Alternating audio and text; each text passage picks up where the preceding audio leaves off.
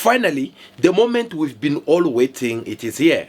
I'm pleased to announce the members of the National Executive of our country who will bear collective responsibility to give effect to the will of the people of South Africa. Following the 2 weeks which took different negotiation from different political parties who are part of this government of national unit, in order for them to engage themselves in different conversations so that they can come together and see on how they can bring up this new cabinet. Well, the moment has finally arrived when President Ramaphosa, who had to come and announce his new cabinet with the different ministers in different portfolios. So President Ramaphosa, who had to come and tell people of South Africa who will be these new ministers. The Deputy President is Paul Mashatile. The Minister of Agriculture is John Steenhuisen. The Deputy Minister of Agriculture is Rosemary Nokuzola Kapa. Minister of Basic Education is Siviwe Kwahube. Deputy Minister of Basic Education is Regina Mahaule. Dr. Aaron Motsoaledi has been appointed the Minister of Health, with Dr. Joe Pahla his deputy. Former Water and Sanitation Minister Senzo Mchunu has been appointed Minister of Police. Social development will be led by the ANC Women's League President, Sisisi Tolashe. From the DA, Ramaphosa appointed Siviwe Kwahube as Basic Education Minister and Dean McPherson as the Minister of Public Works and Infrastructure. Patriotic Alliance's Gayton Mackenzie was made Minister of Sports, Arts and Culture. Freedom Front Plus leader Peter Groenewald has been appointed Minister of Correctional Services. The newly formed cabinet will come at a cost. So, in order for President Ramaphosa to sanctify each and every political party which participate in this government of national unity, he had to extend his cabinet because there's about 11 political parties which joined this government of national unity. So, the president, he had to see on how each and every political party will be able to benefit from something. Ministries of electricity and energy will now be merged. There will be a separate Ministry of Minerals and Petroleum Resources. The Ministry of Agriculture will be separated from the Ministry of Land, Reform and Rural Development. Ministry of Higher Education will be separated from the Ministry of Science, Technology and Innovation. The Ministry of Justice and Constitutional Development will be separated from the Ministry of Correctional Services. Dr. Josienzo Ramakgopa has been appointed Minister of Energy and Electricity, while Blade Nzimande is Minister of Science and Innovation. The Department of Public Enterprises, which oversaw entities like Eskom and SAA, no longer exists, and its functions moved to the presidency during the process to implement a new shareholder model. Former Basic Education Minister Angie Motshekga has been appointed Minister of Defence and Military Veterans. Head deputy will be UDM leader Bantu Olumisa. I'm familiar with the challenges facing the SANDF, having served as the deputy chair of the National Defence Force Commission for almost 9 years. So I'm looking forward to work with the new Minister of Defence and, of course, focus more on the need to report to the Parliament on the state of readiness of our South African Defence Force. Former SCOPA chairperson Mkhuleko Hlengwa is now Deputy Minister of Transport. We want to welcome the announcement by the President. It provides the necessary certainty and clarity now for the country's direction, and it places responsibility where it needs to be, and political parties fully understand, having signed on to the GNU, of the responsibility that lies ahead. Ramaphosa says the parties have agreed on a plan of action. The incoming government will prioritize rapid, inclusive and sustainable economic growth and the creation of a more just society by tackling poverty and inequality, as well as unemployment. The newly appointed cabinet ministers will take their oath of office on Tuesday.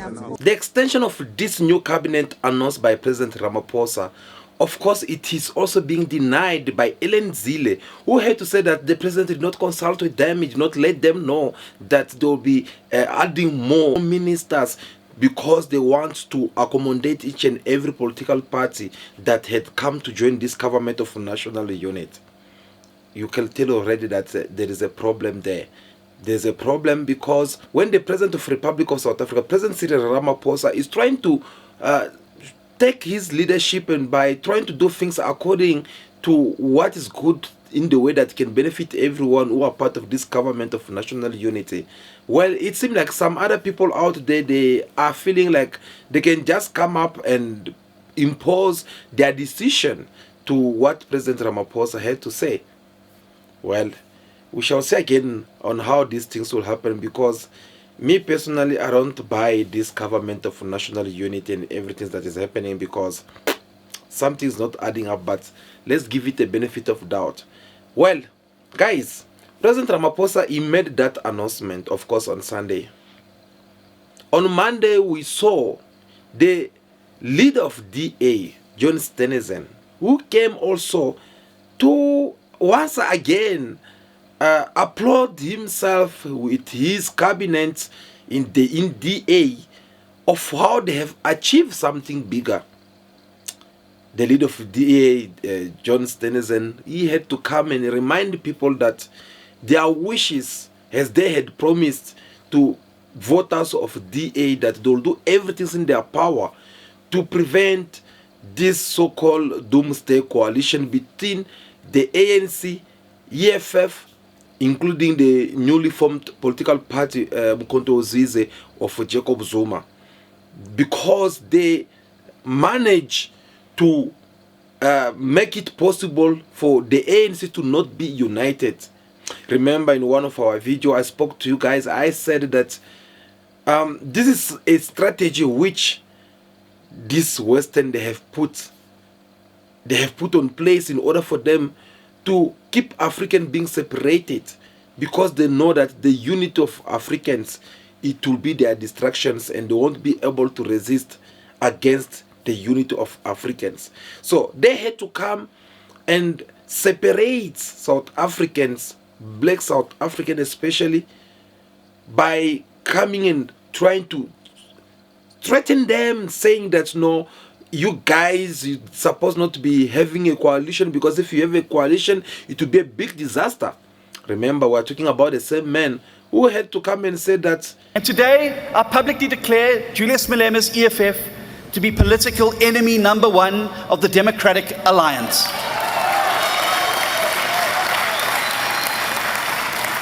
And I commit the DA to fight back against the EFF at every turn, with the ultimate aim of defeating the doomsday coalition that could seal South Africa's fate next year.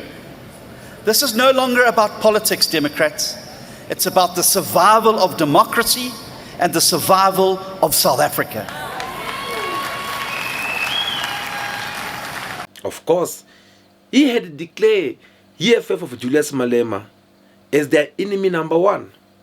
And right now, he seemed to be a winner, because whatsoever he had wishes or whatsoever he had promised of saying that there is no way they will leave the ANC to work with other African political parties such as the EFF or the MK of Jacob Zuma, he ended up succeeding. So now that the EFF and the MK, they are out of this so-called coalition, and them they are in, they become as the winner. That is how you saw him celebrating, telling people that they have achieved of something which they were hoping to do all this time. Well, I don't want to say much in his behalf, but this is what John Stenizen had said on Monday. The DA has pursued a clear strategic objective, built on two important interlinked aims. Our dual objective was to ensure that we secured meaningful influence in government while delivering on our election pledge to rescue South Africa from parties that seek to tear up our country's constitution and rip apart our social fabric. When the DA said we would rescue South Africa from the doomsday scenario, we meant it. And with yesterday's formation of the new cabinet, DA voters can rest assured that we have kept our word and delivered on both elements of our strategic objective. I wish to extend my sincere gratitude to the DA's team of expert negotiators who have really done their country proud with the work that they have done. Like it or not, in this government of national unity, the DA, they came out as the winner. Yes, they came out as the winner because everything they predicted, it happened the way they wanted. One of their goals as well was for them to make sure that the ANC drop below 47%, because they know if that can happen, which means the ANC will lose their majority in the parliament. Once that happens, they'll be able to come in. And if they're still in the position of being as the first South Africa political party when it comes to majority in the parliament, well, they'll now be able to go ahead and negotiate with the ANC. The ANC, they will have maybe seen this before, but again, everything went wrong the moment when President Ramaphosa decided to not go to coalition as we've been all expecting, but choose to go for a government of national unity. So this government of national unity, of course, DA end up coming out as the winner because they are the one who have a lot of seats in the parliament. These other political parties, they are not that much compared to DA. And they did so.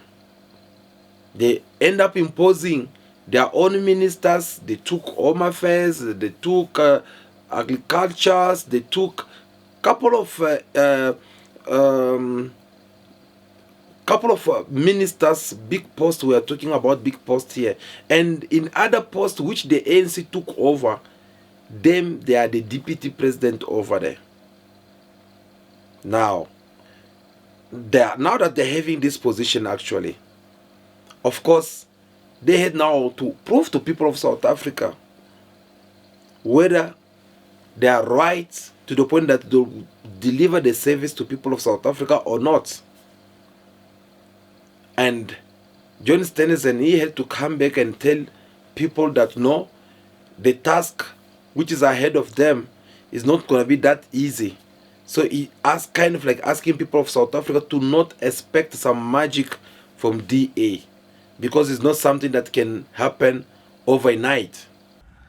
As the DA now takes up our place around the cabinet table, it is these same priorities which will continue to guide the work that we do in government. But we must not kid ourselves that any of this is going to be easy. And we must not get carried away by the significance of the moment. The truth is that the road ahead will be a difficult one. South Africa has the highest unemployment rate in the world, one of the highest crime rates in the world. Logistics and infrastructure is in an advanced state of decline, and corruption is endemic. None of us should expect that these problems will be simply solved overnight. And none of us should expect that these entrenched problems will be solved by politicians alone. You see, this is what I always tell you about politicians.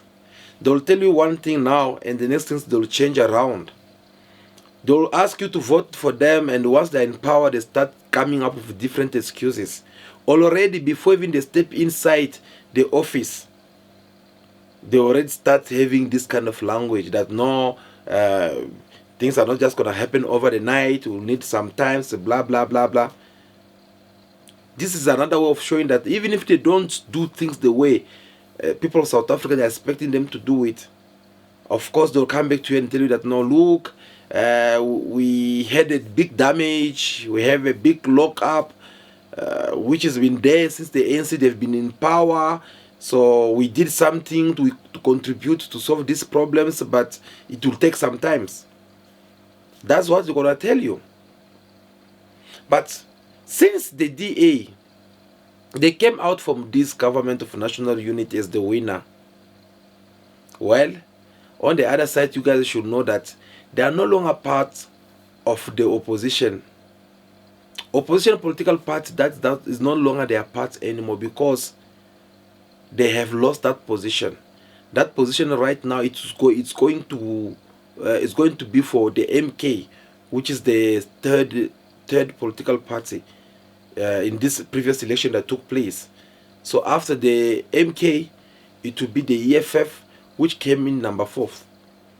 So that from now on, you guys should just know that the DA, they are no longer opposition political party. They are no longer recognized, because you can't be recognized as an opposition political party when you are in the ruling party or working together in the government. You don't do that. So each and every political party that participates in this government of national unity, you must know that they are no longer in opposition, including even Bantu Olomide. Him also is no longer in the opposition political party. He is now at the side of the majority in the parliament. So they have designed themselves a box of people who want to be there. Now, we all know this opposition political party. We have an idea of how EFF of Julius Malema behaved in the past 10 years in the parliament. We have at least an idea how they behave. We're still looking forward to see again on how they'll behave again this time. But Julius Malema himself, he had given his words, whether to President Ramaphosa, whether to everyone, that no, this time they are going to have a different opposition political party. They won't be able to be doing the things that they used to do before, of disturbing the president in the parliament, or maybe trying to fight, or maybe being thrown outside of the parliament. He said that is not going to happen anymore. Well, but we are having now the new opposition political party in the parliament, which is the MK of President Jacob Zuma. We are looking forward to see what kind of opposition political party they will bring in the parliament. But again, through our analysis, I can tell you again this, for you guys to know that the MK of Jacob Zuma, they're not going to make things easy for this political party. Trust me. They are not going to make it easy for them, because remember, MK of Jacob Zuma with the EFF of Julius Malema, they kind of like speaking the same language. They kind of like fighting for the black Africans or black South Africans, right? And they kind of like fighting for the land, which they believe that it was repossessed by the rightful owners in order to give it to a minority people in South Africa. So they're kind of fighting in order for them to take back the land. Make no mistake, the EFF is its enemy. The EFF Doomsday Coalition will expropriate property without compensation and abolish private property rights. The EFF Doomsday Coalition will nationalize and destroy foreign banks, investments, mines, and other investments in the country. Let me tell you, EFF Doomsday will make the collapse of Zimbabwe look like a dress rehearsal. And it will leave all South Africans, black, colored, white and Indian, completely destitute and abandoned. Throughout this period of this leadership campaign, I have reflected deeply upon the risk of the EFF coming to power. Now, this government of national unity, President Ramaphosa, they impose things to him. They ask him some strategic minister post, which he accepts to give it to the DA. And these ministries, they are the things that are hating, whether it's Julius Malema, whether it's Jacob Zuma. They kind of like so disappointed right now in the ANC. For an example, we all know that EFF and MK, they've been fighting over the land, right? Now they're taking the Minister of Agriculture, giving it to John Stenizen. You know what does that mean? That is a very painful thing, I'm telling you. Because when we are talking about agriculture, for those maybe who don't understand exactly what is inside, we are talking about things such as a land. And when we're talking about land, we are seeing farmers. We are seeing all these people who've been fighting to not give back the land to the rightful owners. Now that John himself is there as a minister on that post, is going to be a serious problem for the fight which the EFF and the MK they've been fighting for, in order for South African to have a land without compensation. It's going to be a serious problem because there will already be a majority in the parliament. So what is going to happen? Because this deal, when they did it, they had some kind of how to call this, an understanding. You guys, you saw Ellen Zille with the DA promising to people of South Africa that no, even though we was called for President Ramaphosa to come to the parliament about Pala, well, as long as working with them, we're not going to raise that problem. You guys, you saw the day when all the deputies, they were busy zoning in the parliament. While Floyd Shibam, who's the deputy president of the EFF, he called for these so-called Pala matters to be brought, and they even wrote a letter to show that no, this matter of Pala is not over yet. But unfortunately, the DA who's supposed to be voting with them today, just because they are enjoying that beef soup, just because they are having time now in the parliament, I mean in the government, well, they refuse to talk about it. So they have a deal which, for example, they say, no, look, we're not going to touch the president, we're not going to raise any motion against him. You guys also in return give us 1, 2, 3, 4. It is a pure deal which happened. That's why you had us telling you that no, this was not a government of national unity. This actually is a coalition between ANC and the DA. Proof to that, you can tell even the way they share all these ministries in the cabinet. You can just tell that it is a pure deal, and they had their own understanding before the president, before President Ramaphosa get to announce this government. You guys, you saw Gaden Mackenzie busy getting angry already. I don't know who told him that they were not gonna nominate him, because he was busy already threatening up the ANC, saying that if our name is not being called in any of their ministers, then we'll have to leave this government of national unity. So you can tell that most of people who join this government of national unity, they join it for their own good. They join it because of position. They not join it because of people of South Africa. So we shall wait and see what will happen now in the parliament when it comes to the opposition part. One thing for sure is that the MK and the EFF, they'll be very harsh toward these political parties which went and joined this government of national unity. That is politics for you. Okay? So we'll be here to have a close eye or look on what is happening in South Africa politics, and then we'll be back again with more analysis for you. So guys, that will be all for today. Thank you so much for taking your time to watch this video until now. It was very important that we get back again here to give you this report that we bring for you and give you our analysis. So we really do appreciate your time. But before you leave, make sure that you give us your thumbs up. We really do appreciate that. And comment in the comment section. Tell us also what you think about what we just discussed in this video. Okay.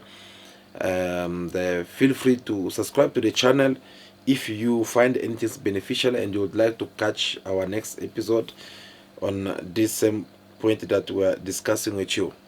So I think that will be all for now. Of course, continue to be yourself, be good, be kind, have respect for everyone in order for you to be respected. May God bless you all. I'll see you again very soon in our next video. Ciao, ciao.